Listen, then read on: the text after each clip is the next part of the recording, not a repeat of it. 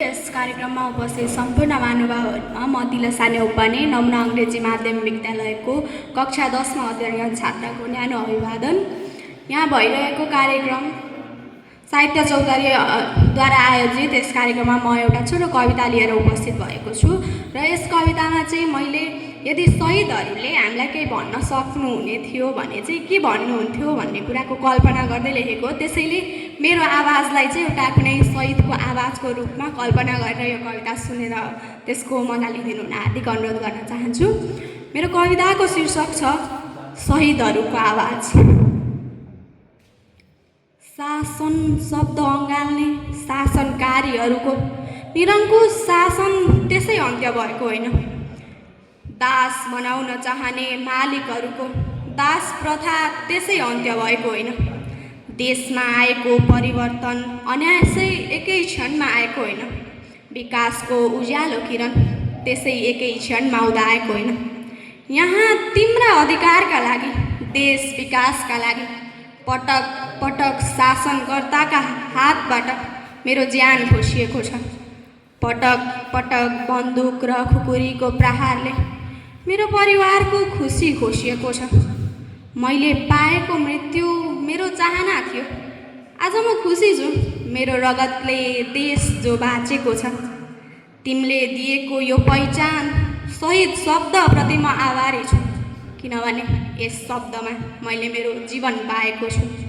तिमीले दिएको सम्मानले गर्दा म अमर बनी बाँचेको छु। आज तिम्रो जीवनमा मैले आफ्नो जीवन पाएको छु।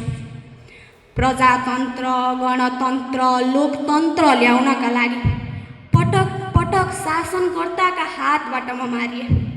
आज तिमीले मतदान गर्ने हातमा म आफ्नो जीवन पाउँछु।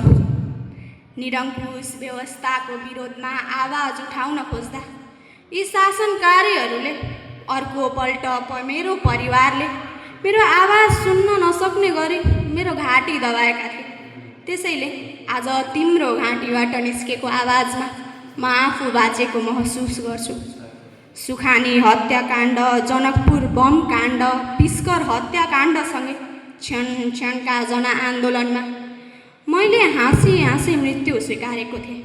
आज तिमीले म प्रति गर्व महसुस गर्दा मैले त्यही महसुसमा आफ्नो नयाँ जीवन पाएको छु। मैले अक्षर लेख्न चाहेको पल मेरो हात काटिएको हुनाले आज तिमीले लेखेको अक्षरमा म आफ्नो जीवन पाउँछु। संविधानका धारा बनाउने प्रस्तावमा मलाई मृत्युको मुखमा ढकालिएको कारणले आज तिमीले बनाएका हरेक कानुनी विधानमा म आफ्नो जीवन पाउँछु। म त तारा थिएँ झिसमिसैमा झरेर गए।